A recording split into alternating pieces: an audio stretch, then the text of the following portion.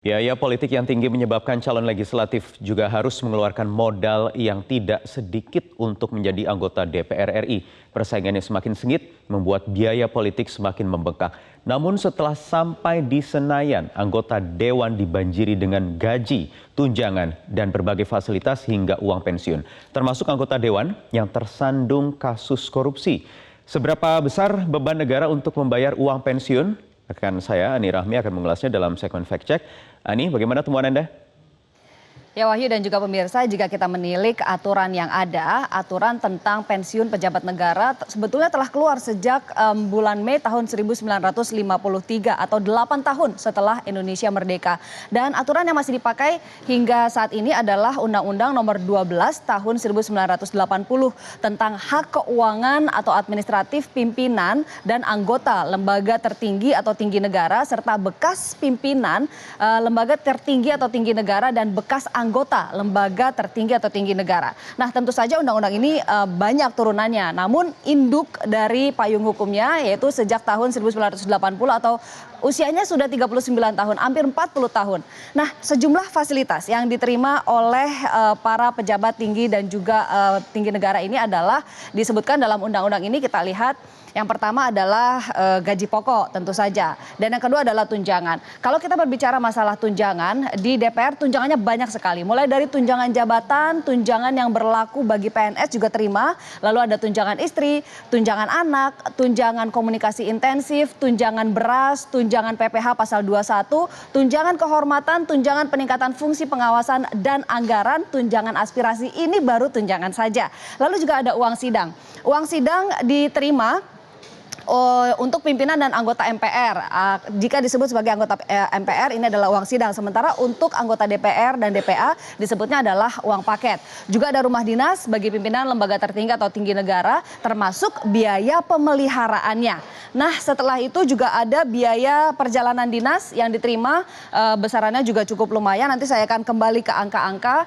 Juga ada asisten anggota yang dibayari oleh negara dan yang terakhir adalah dana pensiun yang diterima selama seumur hidup. Bahkan jika meninggal, uang pensiun ini bisa diteruskan ke pasangannya yang sah, ke suami atau ke istri atau anaknya. Nah, besarannya bervariasi antara 6% hingga 80%.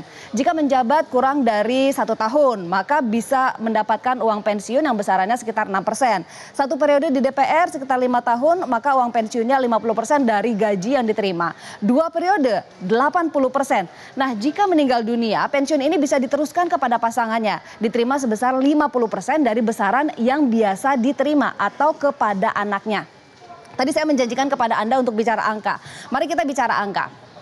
Gaji pokok anggota merangkap ketua sekitar 5,4 juta rupiah per bulan. Sementara anggota merangkap wakil ketua 4,62 juta rupiah per bulan. Anggota tanpa rangkap jabatan sekitar 4,2 juta rupiah per bulan. Sehingga gaji pokok sekitar 4,2 sampai 5,04 juta rupiah per bulan. Namun lihat tunjangannya. Total tunjangan yang sudah saya sebutkan tadi bisa diterima sekitar 47,1 juta rupiah per bulan.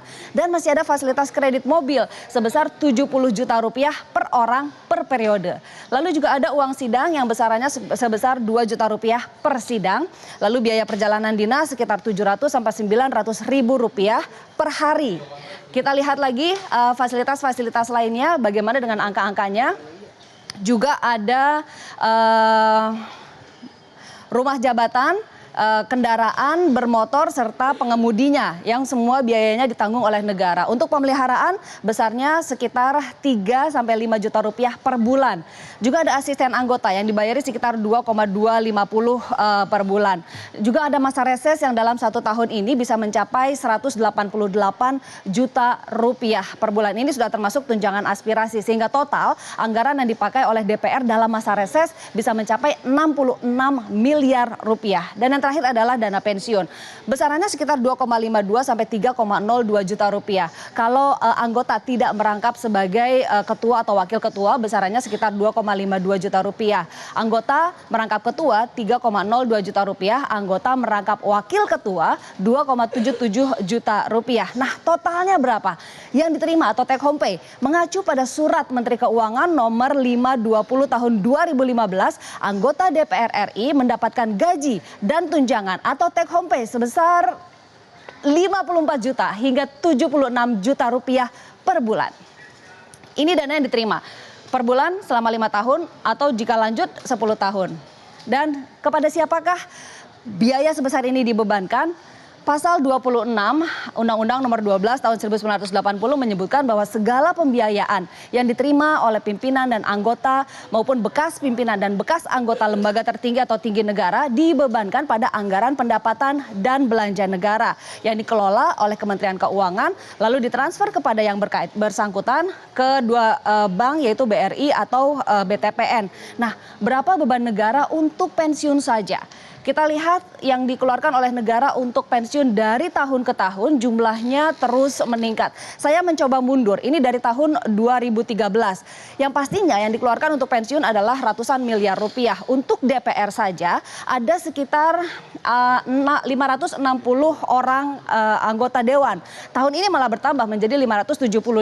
Jika 100 dari anggota dewan ini kembali menjabat maka ada tambahan setiap 5 tahun sekitar 475 anggota dewan. Dan di tahun 2013 untuk pensiun saja negara mengeluarkan sekitar 74 triliun rupiah. Sementara belanja RAPBN 2013 sekitar 241,1 triliun rupiah. Nah, 2018 jumlahnya naik hampir 60% menjadi 117 triliun rupiah.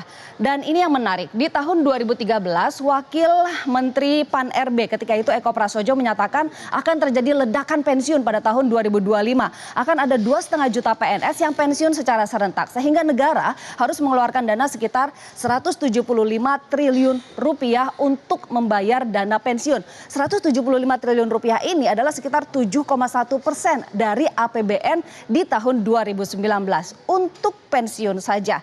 Nah, masalahnya bukan di pensiunnya. Di sini adalah yang jadi masalah, pensiun ini akan terus diterima oleh pejabat negara meski mereka tersandung kasus korupsi. Baik yang sudah inkrah atau ditetapkan kebersalahannya atau juga yang masih menjalani masa hukuman atau yang masih berproses di pengadilan. Nah, kembali saya akan menyoroti anggota DPR RI. Sorotan ini perlu karena Indonesia Corruption Watch atau ICW mencatat dalam periode 2014-2019 saja atau periode yang tengah berjalan saat ini ada 22 anggota DPR RI yang ditetapkan sebagai tersangka kasus korupsi oleh KPK. 3 orang menjadi tersangka di tahun pertama masa jabatannya. Bayangkan, dan mereka tetap mendapatkan uang pensiun seumur hidup dan diteruskan kepada pasangan sah atau anaknya. Rela.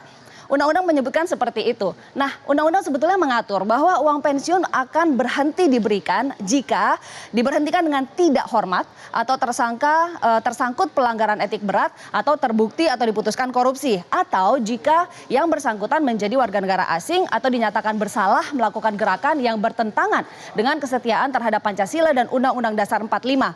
Tapi selalu ada celah. Ada juga celah yang lazim digunakan oleh para anggota dewan yang terkait kasus korupsi. Yaitu mereka mengundurkan diri saat kasus mulai bergulir. Sehingga mereka tidak terkena pasal-pasal ini karena pengunduran dirinya atau keluar dari anggota dewan karena mengundurkan diri dengan terhormat. Nah, masalah ini sebetulnya sudah disoal sejak tahun 2013 oleh Forma Pivitra ICW. Bahkan Ketua MPR pada saat itu Sidarta Danusubroto pun sepakat harus ada perubahan aturan terkait dana pensiun bagi anggota DPR yang tersangkut kasus korupsi. Namun isunya berhenti begitu saja.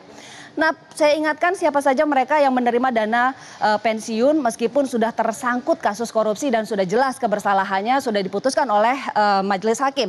Ada Waode Nur Hayati. Sekedar mengingatkan, ada juga Nazarudin, mantan bendahara umum Partai Demokrat, terpidana kasus korupsi Wisma Atlet.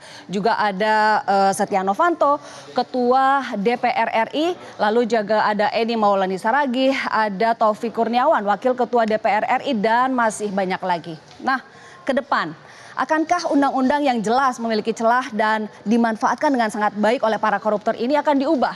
Kewenangannya tidak ada di kita karena kewenangannya ada di pemerintah dan juga DPR itu sendiri. Yang bisa kita lakukan salah satunya adalah pekan depan. Persis 1 pekan lagi kita akan menggunakan hak pilih kita. Cermati baik-baik wakil yang akan Anda pilih. Jangan sampai mengirim koruptor ke Senayan dan membiarkannya menikmati gaji besar, tunjangan besar, ditambah lagi dengan pensiun.